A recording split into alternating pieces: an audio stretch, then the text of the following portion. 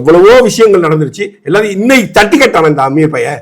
இந்த அஜித் குமாருக்காக அவன் கருத்து சொன்னானா? அஜித் குமார் இறந்து போன விஷயத்துக்கு கருத்து சொன்னானா?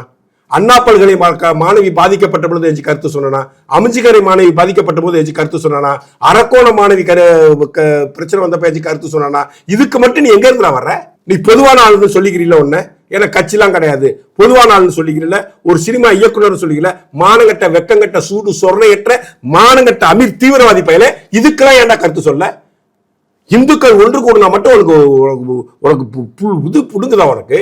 அவர் இந்துக்களுக்கு எதிரி இல்லைன்னு தானே சொல்றாரு. நீ இந்துக்களின் எதிரி, நீ ஒரு பாசிசவாதி, நீ ஒரு இஸ்லாம் தீவிரவாதி, நீனு இஸ்லாத்தின் அடிப்படைவாதி, நீ ட்ரூ இஸ்லாமியன் கிடையாது, நீ தீவிரவாதத்துக்கு துணை போகக்கூடியவன், நீ போதக்க கடத்தல் கும்பல் தலைவன், நீ பேச உனக்கு அருகதை அல்ல.